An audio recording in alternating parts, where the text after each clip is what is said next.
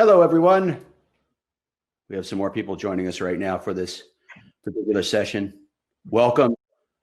We're going to talk digital learning with some very smart people today. My name is Ed Wenck. I am the Content Director with CEDIA, and I'm going to introduce you to my colleagues right now. Samantha Ventura is the Senior Vice President of Education and Training for CEDIA. Samantha, how are you? Fine, thanks, Ed. Nice to see you, and I'm really happy to be here. And we're thrilled to have you. And Steve Rissi, Senior Director of Technical Education with CEDIA. Steve, welcome. How are you, sir? Doing well. Hi, everybody. Welcome to the session. Glad to be here.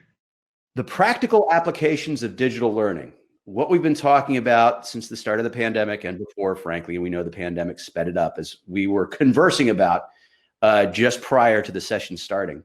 What have we learned from this? How do we take what we've learned and apply it to the learning experience? That's what we're going to be talking about with these two folks who are experts in the field. Samantha, go ahead and give us just a little bit of background on what makes you an expert here, please.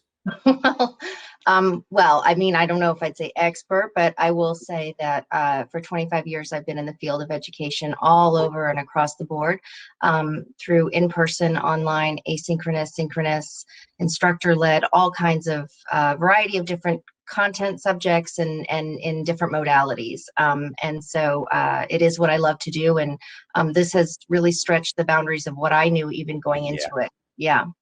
Yep. And Steve, what's the resume, bud? So I actually don't come from a background in education. I come from a background within the industry. I started in the integration industry really about 20 years ago. Basically right out of high school, put myself through college, pulling cables and installing speakers and getting my hands dirty, crawling through attics. But spent a long number of years doing that and came across a position with CEDIA and started helping other guys learn how to do the same type of work and continued my professional development in the areas of education and skills-based training. And so here I am helping the association to train more people to get certified and to be successful with careers in this industry. Fantastic. All right. You had mentioned some terms there, Samantha, that we need to define out of the gate here: virtual, instructor-led, and asynchronous. What do we mean by that? Well, I'm not going to go into a tremendous amount of detail, but I do know that this is one thing that is often confused along the way, and especially now it's probably important to define some of these terms just briefly. But asynchronous really means self-paced. So if you were to enroll into a course and not have anybody necessarily doing anything live with you, that would be asynchronous. You're completing it on your own. Synchronous involves the opportunity to have that real-time instruction with someone or with your peers, but it's not necessarily a requirement to be on at exactly the same time. However, that is part and a component of it. And then of course, ILT, which is instructor-led training, is one step down from that in more specific terms. That would be when an instructor is actually instructing you on the content. So it can incorporate some of those other pieces and elements from the asynchronous and synchronous, but it is truly an instructor-led course. You are learning from a teacher. So that's those three terms that we hear all the time. Okay. Yeah, so if I can jump in real quick, because a lot of times when you hear the term virtual, everybody thinks just, virtual means on a computer. Well, very true. Generally speaking, it's virtual training is through technology, but even in the virtual environment, you can have a live interaction like we're having now, and that's your virtual instructor-led. So it's still synchronous. There's still an instructor involved. There's a little more connection between the educator and the learner. And then there's the asynchronous format where you have more of the self-paced, like Samantha was talking about, on a computer where it's more click through and there's activities and there's some videos and things, but there really isn't a direct connection between the educator and the learner. The learner is kind of, walking through on their own, absorbing through the instructional design, the information that they need and things like that.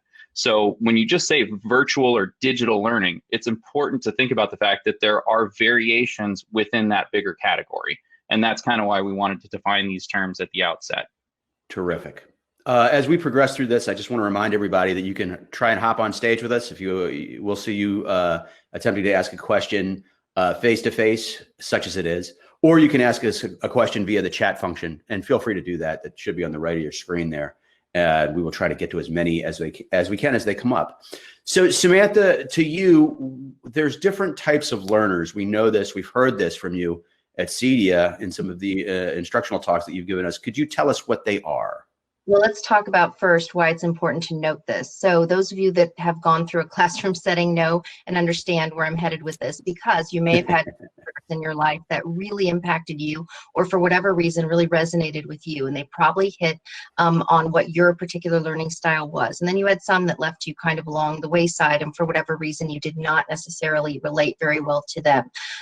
This is because often they did not necessarily know what your particular learning style was. And so for a long time we saw within education a very lecture-based component to how teaching was going about. And so you sat in a classroom setting, you were listening to the teacher who was writing something on the board, you had to regurgitate what they said, and everything was good at the end, and that's how you were graded. We've really moved away from that because we try to get through much more of the content to get you to retain it, but also to apply it. So that starts first with understanding the learning styles. There's a variety of them, but the four main ones are auditory, visual, kinesthetic, and of course the verbal. And so when you're looking at all four of those, if you've ever sat in any of my classes, we really dissect, and I have you think about what is your particular learning style. And if you're going to even give some sort of a webinar or any sort of a class, it's good to kind of accommodate sometimes those other learning styles that may not necessarily be what falls to you. So always trying to hit on some of those areas where recognizing that everybody's coming from a different arena and a different style of learning that best resonates with them. But I will say in this particular field, I see much more in the way of kinesthetic. People like to get their hands dirty, and this is what we're talking about. You're going to some of the larger trade shows, you're going to some of the areas to learn about new technology. You want to get your hands on it, you want to feel it. What's the weight of it? How does it work? We see a lot of that within this particular industry. But also traditionally, you'll have a combination of the visual and the auditory. Someone wants to be able to see something, someone wants to be very observant when they're learning, and then the auditory, they want to hear you say it and then put it into practice. So those are the four main ones, and it's just always good to be thinking about those as you're maybe presenting to provide opportunities for every learning style. Terrific. Jason has provided us with a handy acronym here, VARK, V-A-R-K. So thank you, Jason. It's a funny sounding word, but hey, man, it works. Whatever works, yes. So how do you craft online learning specifically to benefit these different types? How do you create a curriculum that's going to be amenable to as many types as possible? I mean, you're kind of removing the kinesthetic element here if you're doing something virtually, unless we have, some kind of haptics AR, XR rig, which we don't really, it's not ubiquitous yet. Until we get there, how do you create curriculum that's going to work, Samantha?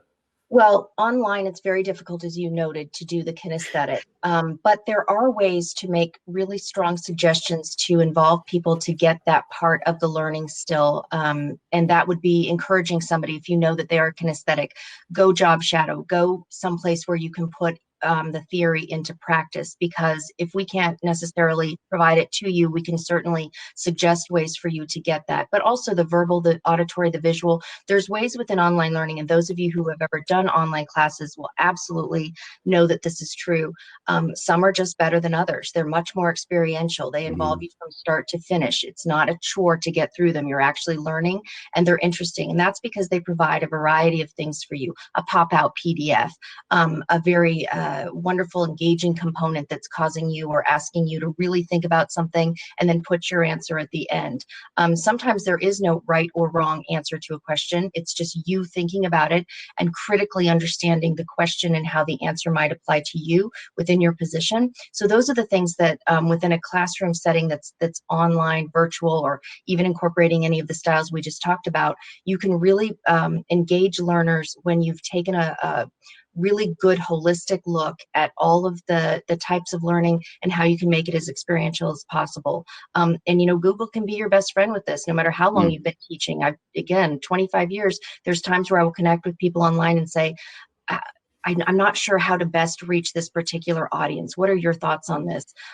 So there's always ways to learn to get better with these things too, but it's tough not being in person for especially some of our audience members that come to our classes. Yeah. Does it make it harder for students to stay engaged? Is it more difficult for them to be in the moment because you don't have that biofeedback? I mean, we kind of have eye contact here, but not really. And I'm assuming that that's got to be a really important point of creating a situation where you're going to generate as much retention as you can. It's super tough. In fact, I fought it for a long time. When I first started teaching, before there was ever the component of having this online environment that you could really jump into, everything I did was in person. And all my classes, I taught English and all kinds of literature classes. They were always very discussion-based, very engaging. It was very difficult for me, and I fought this when we moved online. However, out of necessity of reach, we just talked about this, convenience, adult learners who are already working during the day, we had to make these accommodations. So I had to learn to be better with this. It tough. Webinar fatigue is real. Classroom online learning fatigue is real. So how do you actually do that? I remember my first class that moved to having a virtual component. It was actually a hybrid, which meant some was online and some was in person. I actually in the beginning said to the class, you guys get to vote. Here's some topics of themes. What would you like to talk about? And every week, it was actually, the first one was ethics, which was completely off the syllabus of what we were going to learn about. I had an open environment for discussion on a very not necessarily contentious, but a very interesting topic that we brought other things into for them to be able to discuss real time. That was some of those ways to still have some connection that was not necessarily based on topics of interest that we had to get to the end of and then test on. So there's still ways to do this, but it is tough. And you know, if you talk to Steve and me and anybody else at CEDIA, we will say there really is no substitute for having a good exchange in person of ideas and thoughts and getting your hands dirty and training on something. But when you can't, there are ways to combat that as best as possible and still keep people engaged. Gotcha. Have you noticed that it affects retention for your students? Yes, this absolutely. Online situation? Okay. Absolutely, because I mean, if you think about it, and some of you that have children who have had to go to strictly online learning understand this. Time management is a huge component of it.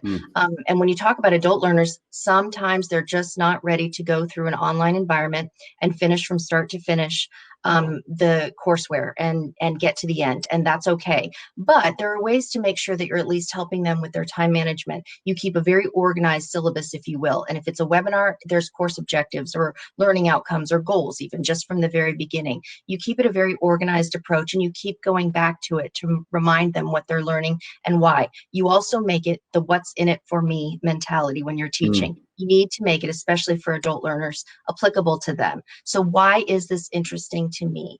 But some of the pitfalls are that, you know, it's just difficult to get them and keep them engaged, and also make sure that it stays relevant to them, and also have that chance for discussion back and forth. So as an instructor, you need to be available as well.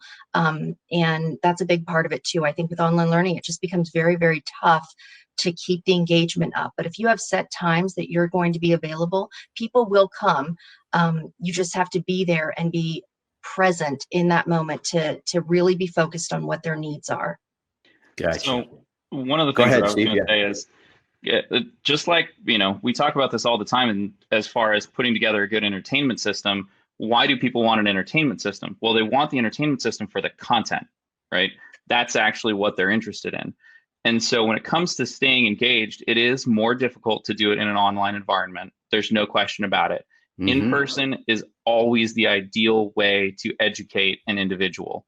However, for necessity, for a wider audience, for a better reach, for people that may not be able to make it in person, all of the other reasons, it can be more efficient to do it online. But the way to keep people engaged is good content. You know, as Plato said, wisdom begins in wonder. So when someone has a question, they want it answered.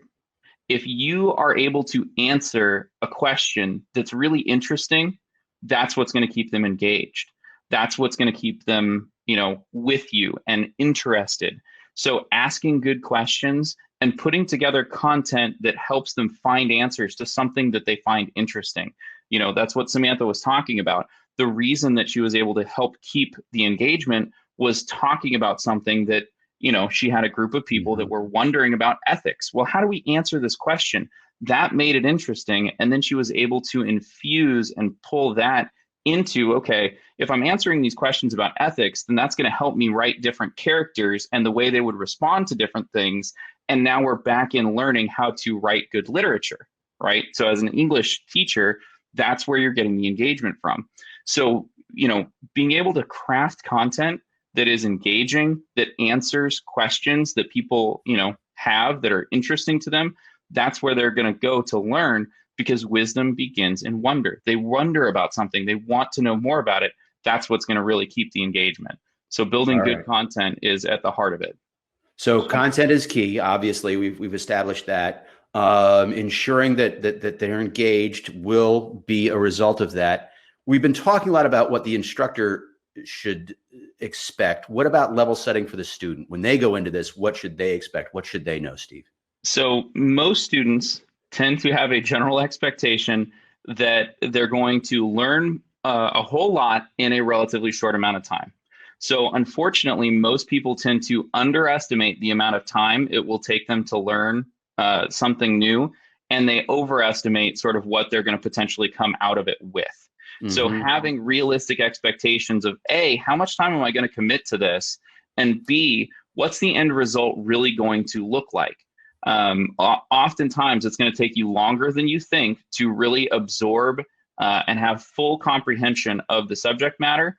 And B, it's going to take more than just the online environment, especially in a trade-based industry, skills-based industry, where it takes practice to do something well. So just be aware that going in an online environment and learning and even comprehending some of the key components, it's still going to take longer to build the skills that are necessary as you're coming up through the industry with different software programs, with terminating cables, whatever it is. It's going to take a little more time than you think, and be aware that it's going to take longer to get to the level of knowledge you're looking for as an end result.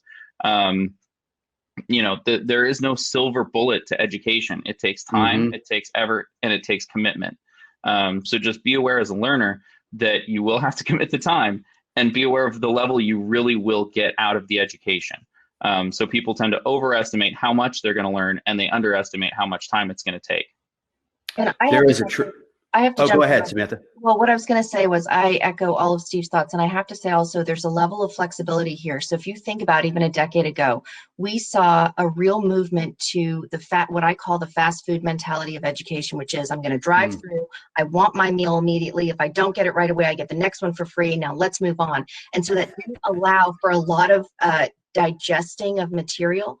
And so it was tough as an educator to not fight 100% that mentality, and instead keep our standards where they are, but accommodate the fact that most of our learners that are coming up right now, any age over 10 years old, but all the way up to 25, are really used to getting their information in a one-line text, and they're not used to digesting things in large text-based chunks. This is very different than how we learned, and also different for those of us in our 40s of how we still designed education. So there has to be a level of flexibility. As Steve was mentioning, the quality is there, but we also all the time are working to innovate to meet the needs of the learners, not losing the standards, but at the same time understanding it's not going to work for them for us to come at something that in the nature of our society right now is not how they actually operate.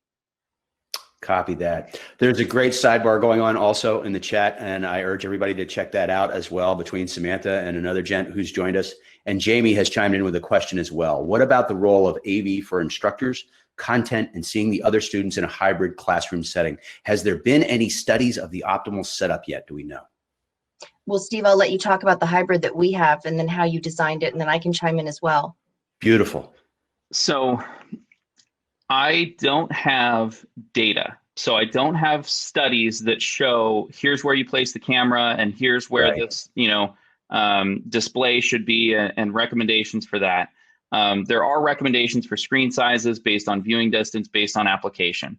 So those are out there readily available. Avixa has some standards in commercial environments. CEDIA has our standards for entertainment environments. But so those types of things, the general parameters do kind of exist as far as, how big the screen should be so that you can view it effectively and be effective as an instructor with seeing what your students are doing, with them seeing the screens, with them being able to read everything.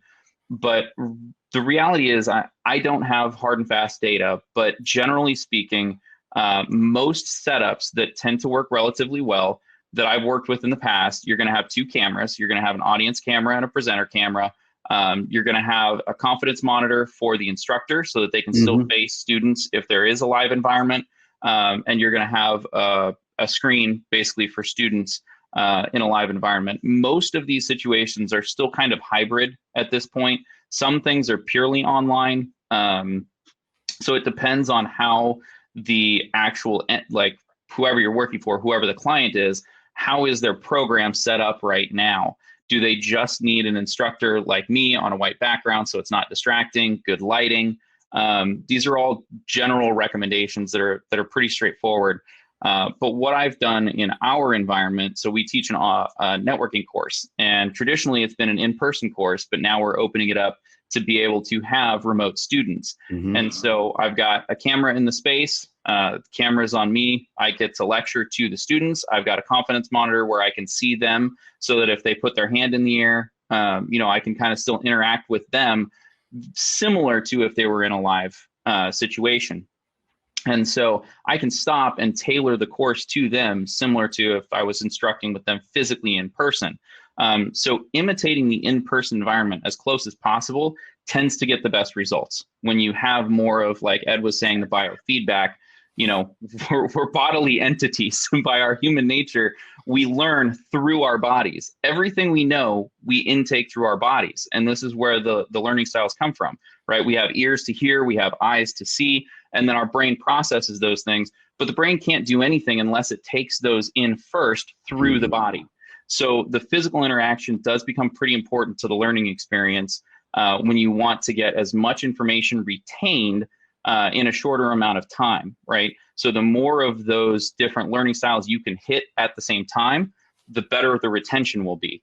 So having the camera set up, having a good mic system, and then having some type of connection, especially if you have the opportunity in a technology environment, if you're training about technology, to make a remote connection. So what we've done is those physical kits. So we have physical gear that goes on the table that usually the guys would be doing, lab exercises on. Right. Now I have a virtual connection to that same physical kit, but the person could be, across the country or across the world connected to it, watching me instruct as if I'm live. So the closer we can get to that, the better I've found the retention and the experience tends to be for the learner. But those are just some general recommendations. There's some pretty straightforward setups, like I said, but I don't have data on a specific study that says, put this here, put that there. Right. It needs this, this, and this. There's all different ways to do it. But at the end of the day, thinking through how can I make this more like a live experience? Yep. And use that sort of mindset to solve your problems. The Chronicle of Higher Ed did put out two really, really good studies this year, the pandemic, and they had one actually even before the pandemic that talked about a high flex model. It's a little different than a hybrid, but it is the same premise. It's this idea of, first and foremost, having the ability to ask, if you do have this ability ahead of time, your audience, to make sure that they have the correct technological setup to begin with. And sometimes it's very, very basic, just making sure everybody understands that the equity of the technology is super important for, first of all, the quality of what's going back and forth, but also in terms of the distraction piece. I see some questions over here related to how to avoid the impact of the technology.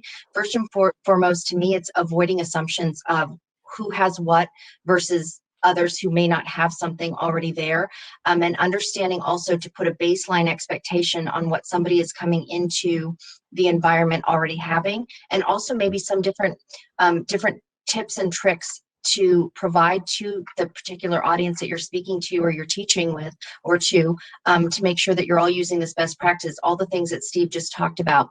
But in terms of the actual things that we're seeing with distractions, a lot of the webinar fatigue, et cetera, is based on the fact that it's the back and forth of this.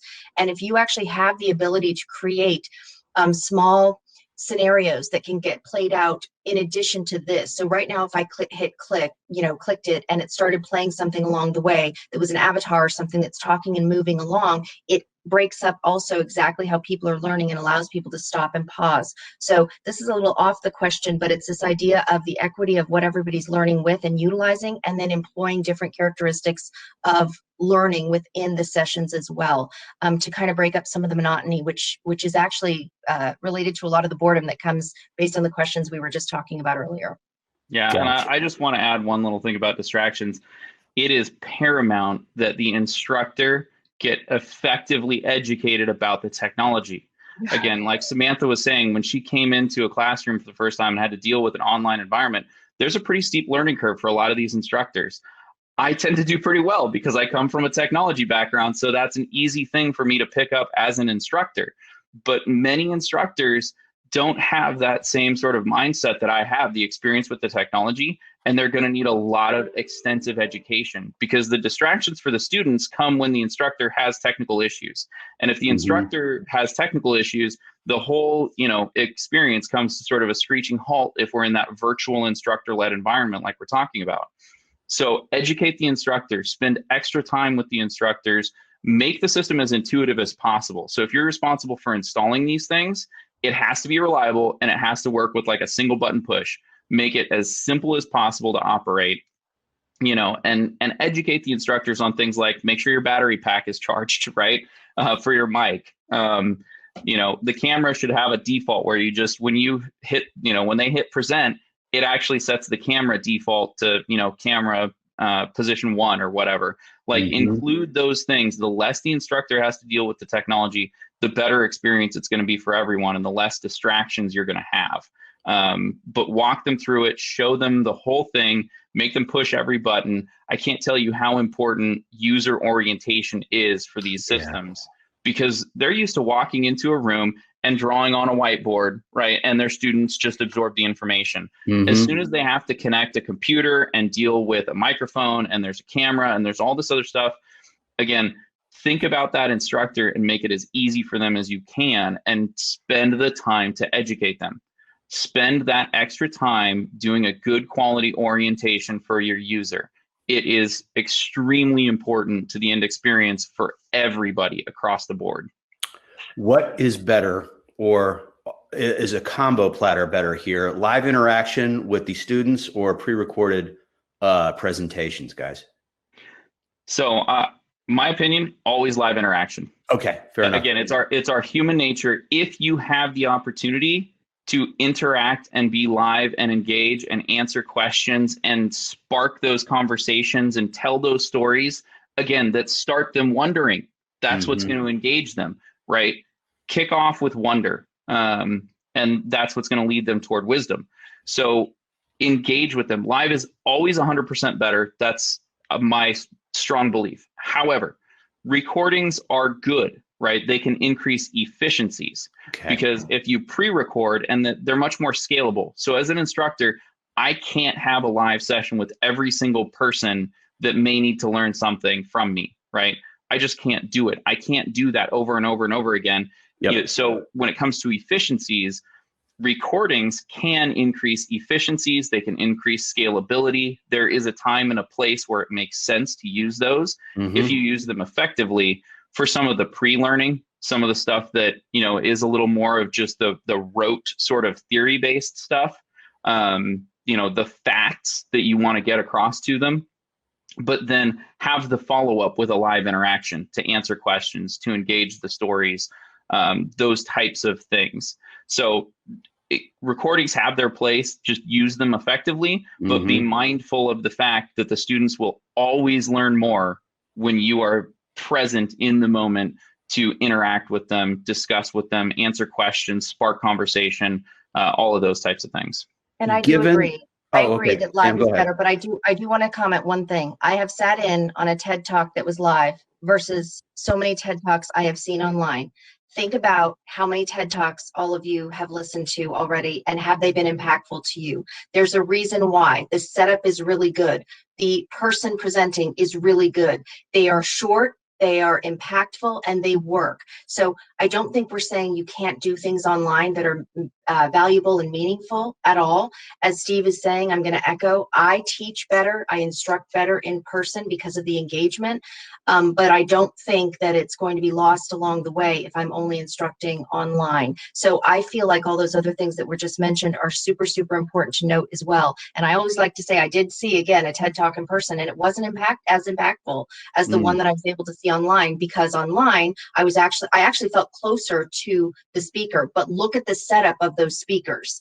that are coming and speaking. They've done it right. So Right. modeling after some of the ones that have also had really good success is important. We don't need to reinvent the wheel. If you see someone out there using a great platform and you see great experiential learning experience online, model yours after theirs, and then go from there too.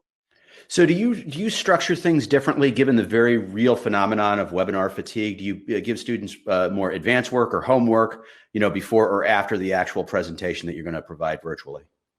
I always give pre-work, and Okay. Fair enough. that's for me, because I understand I have two children, and one of them learns very differently than the other. He would rather be prepped and ready to go, and he does not want to do anything off the cuff. My daughter would be fine. You'd give her something and she'd immediately jump into it. So this goes back to those learning styles. So it may not be a requirement for you to write or type something out, but having something a longer class gives people the ability to plan. And that goes back to those learning styles where there is a very significant majority of people that don't want to be hit with something right away. They want to process. And it's also understanding that there's maybe somebody out there who has a challenge with their learning, and you're accommodating people that may fall under that iceberg of what you can see on the top versus under, and accommodating without knowing. So I do my shorter webinars and things, not necessarily, but any of a class that I do, I provide something ahead of time for them to follow along with. Steve, I don't know how you feel about that. I think you do as well. Yeah, anytime you can, again, you're peppering in different formats of engagement, right? And so having some pre-work to get them thinking, so they're actually formulating their own questions before they get there. Again, you're sparking those things in them. You want them asking questions. The more questions they ask, the more it shows they're engaged, and they want to learn, right? So when you go to something because you have to go to it, you're just trying to go through the motions and get it done. But for real engagement, for real learning, for real knowledge transfer and increase of skills, there's something that has to come internally. That person needs to have a self-motivation where they have an interest and a desire to have a particular outcome, and they're going to get to that outcome. And that's just, when they have that, they'll work through some of these other challenges that we have with learning styles and things like that. So if you're able to engage the different learning styles with a little bit of pre-work, with some follow-up, answer questions, things like that, it definitely helps the overall engagement, and that's going to help the learning outcome in the end. Well, 35 minutes has just gone by like that, guys, with this conversation. So I'm going to ask you guys if you have any final thoughts before we wrap this up. Samantha? Yes. Well, first of all, thank you so much for having us.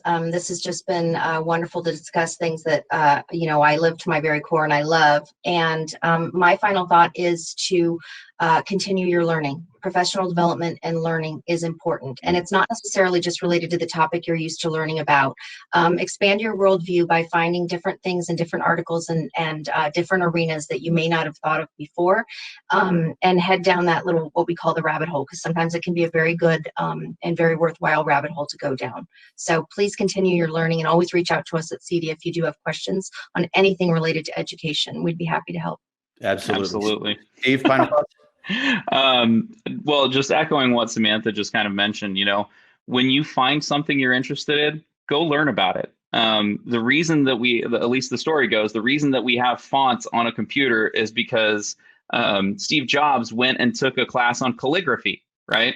So go learn something new, and then you'll find that the way our world works, all of these things can interrelate. You may not think that it's directly related to what you're doing, but if you learn something from it, there's knowledge across the board that's going to be applicable in many different ways, right? So work on that creativity. And then the other thing I will leave you with is that in a skills-based industry, the ability to use media to help people that are visual and auditory, as opposed to just, text or a slide deck or something like that, is paramount for virtual instruction. It used to be, you'd go, if you think of older artisans, right? So a master painter, or a master sculptor, right? The apprentice would sit at the feet of the master, and the master would spend hours doing their work, and the apprentice would just watch, and then they'd try it. Right. And the master would come over and make a correction. And then they'd try it again. And the master would come over and make a correction. And so that repetition, that practice, it's the same thing with athletes, right? You have to actually practice the skills. You can't just answer questions, on an evaluation or something like that, and really have full competency in this industry. It takes the skills practice. It takes a master to help that person along. So when you're trying to help train somebody new, spend that time with them to help them develop the skills. And if you're limited in your virtual environments, use as much of the media to show the tactile pieces as you can. So those are my just kind of final thoughts on how you can be more successful with digital learning. This was tremendous. CEDIA.net is the place to go for more information about the association. I know Samantha just posted her LinkedIn connection. Feel free to connect with any of us on LinkedIn. Samantha Ventura, Senior Vice President of Education and Training with CEDIA. Thank you so much for the time today, Sam. Thank you very much for having me. I enjoyed it very much. Steve Rissi, Senior Director of Technical Education. Always a pleasure, Stephen. It's my pleasure to be here. Obviously, I have a passion for this. I love helping people learn, and I love the industry that we work in. It's just a lot of fun, and it's a blessing to be a part of. So thank you guys for being here. Hopefully, this was helpful to you. Oh, I'm sure it was. It was fascinating stuff. My name's Ed Wenck. I'm the Content Director with CEDIA, and we will see you at the next one of these next month. Stay safe, everybody, and we'll talk soon.